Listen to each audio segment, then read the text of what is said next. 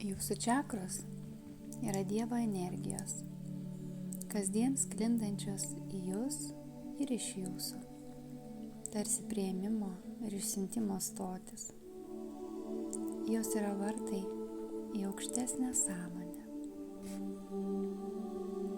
Ir visas jūsų gyvenimas ir dvasinė pažanga priklauso nuo jų gyvybingumo. Kiekviena čakra atlieka jai būdingą funkciją, turi savo dažnį ir atitinka skirtingos sąmonės lygmenius. Šiuos skirtumus nulėmė kiekvienos čakros žiedlapių skaičius. Kuo daugiau žiedlapių turi čakra, tuo aukštesnis jos dažnis. Ir kuo daugiau energijos pereina per čakrą, tuo greičiau ji sukasi. Kai dieviškosios motinos, vadinamos kundalini, šviesa kyla nuo stuburo pagrindo link pakaušio, jis suaktyvina kiekvienos čakros energiją. Kai ta čakra ima suktis, ji šiek tiek kilsteli ir išskleidžia žiedlapius. Ir tai simbolizuoja slaptų dvasinių jėgų atsiskleidimą.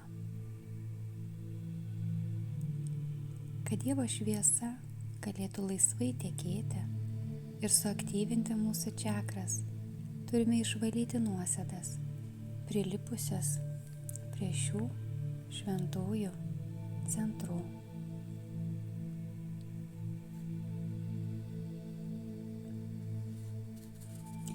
Dabar užmerkite akis, įkvėpkite ramiai, giliai ir iškvėpkite. Įkvėpdami jauskite, kaip nuostabus balti kristalai patenka į jūsų kūną, apvalydami jūs. Ir iškvėpdami, iškvėpkite visą tai, kas jūsų kūne jau nereikalinga. Dar kartą įkvėpkite ir iškvėpkite. Įsivaizduokite,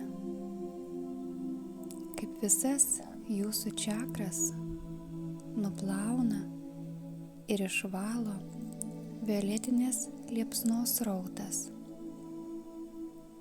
Įsivaizduokite violetinį tašką erdvėj.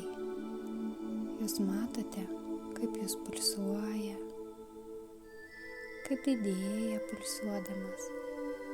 Violetinė liepsna aktyvi. Ir tas violetinės liepsnos srautas, einantis iš šio taško, srūva aukštyn ir žemyn jūsų stuburo. Įsivaizduokite, kaip šis srautas ištirpdo nešvarumus, susirinkusius aplink jūsų čakrą.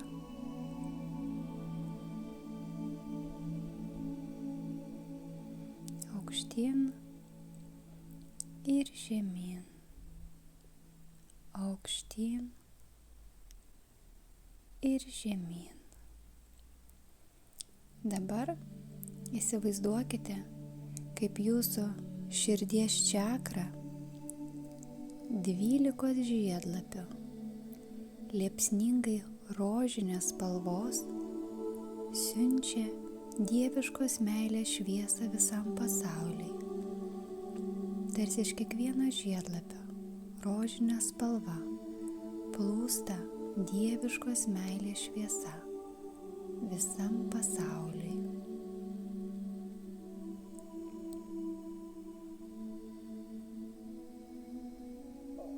O dabar įsivaizduokite savo 16 žiedlapių gerklės čakrą. Ji ryškiai mėlyno safyro spalvos. Ši čakra siunčia Dievo valios šviesą visoms valstybėms ir tautoms. Įsivaizduokite, kaip šios čakros spinduliai paliečia kiekvieną šalį, kiekvienos tautybės žmogų, kaip tie spinduliai plinta, liečia, glosto kiekvienos šalies žmogų. Dabar pereikime prie saulės rezginio čakrą. Įsivaizduokite ją kaip 10 žiedlapių, liepsningo purpuro, aukso spalvos, su ryškiai rubininiais atspalviais. Ir jis siunčia taikos ir brolybės šviesą, viso gyvenimo darną. Liepsningo purpuro, aukso, ryškiai rubininiai atspalviai. Pabūkite šitoj šviesoj, pasimėgaukit aplink esančią gyvenimo darną.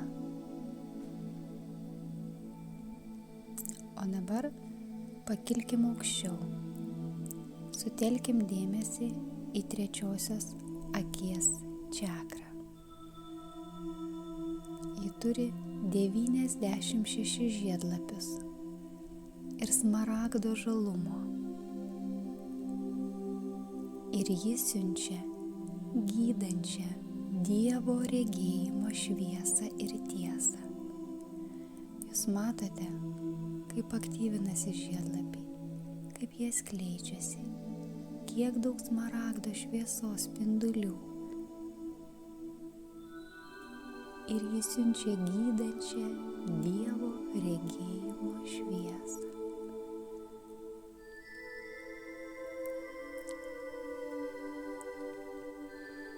O dabar įsivaizduokite savo sielos buveinės čakrą, 6 žiedlapių. Jis spindi violetiškai purpurinės rožinės spalvos ir siunčia violetinę liepsną laisvei, atleidimui, teisingumui ir pasaulio transmutacijai. Pajauskite visų kūnų šių gražių spalvų derinį. Pasimėgaukite tais jausmais, kuriuos galite išgyventi, kai aktyvinasi ši čakra. Pajauskit laisvę. Pajauskit atleidimą kiekvienam ir už viską. Pajauskit meilę teisingumui ir pasaulio transmutacijai. O dabar vizualizuokite savo aureolės čakrą, 1000 žiedlapių, švytinčią geltonos ugnies spalva. Ir jis siunčia išminties ir šviečiamojo veiksmo šviesą tamsumą išsklaidykite. Matykite, kaip jis spindi, kaip jų fontanu skleidžiasi nuo jūsų aureolės čakros. Per ją eina išmintis, skirta tamsumai išsklaidyti. Per visas čakras nueikime žemyn. Jaučiate savo stuburo pagrindo čakrą, 4 žiedlapių, grynai balta, visiškai balta, kuris siunčia šviesą ir suteikia džiaugsmą, viltį ir pilnatvę visoms sieloms žemėje. Pasimėgaukite, kiek turite jėgos išjausti ir išsklaidyti šios spindulius. Ji pilna džiaugsmo. Ji pilna. Skleiskite šitą jausmą visoms sieloms žemėje. O O dabar įsivaizduokite kiekvienos čakros centrą kaip liepsnojančią baltos šviesos saulę. Išlaikykite galingo, balto šviesos spindulio, šviečiančio iš kiekvienos čakros centro vaizdą. Per visą stuburą. Spindulys. Baltas. Jeigu ryškiai įsivaizduojate šiuos spindulius, pamatykite, kaip vienas po kito jie patenka į cilindrus. Kiekvieno cilindro spalva tokia pati kaip ir čakros, kuriame yra šita šviesa. Kaip gražiai tie cilindrai užsidaro ir spindi, apgaubti čakrų spalvų. Rožinės, mėlyno safyro, purpuro ir aukso, smaragdo žalumo, violetiškai rožinės, ugnies spalvos ir visiškai baltos. Pasimėgaukit būseną visų kūnų, kai aktyvios visos čakros, kai jos visos harmonizuojasi, kai per visas jas teka energija. Įkvėpkim ir iškvėpkim. Dar kartą įkvėpkim ir iškvėpkim. Pajudinkim pirštų galiukus, kojas pajauskim, delniukus, pajudinkim galvą ir atmerkim akis. Padėkokim Dievui už sutiktą galimybę.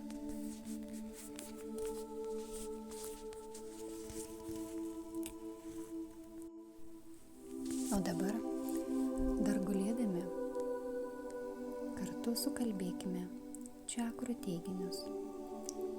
Šie teiginiai mūsų čakras pripildys violetinės liepsnos.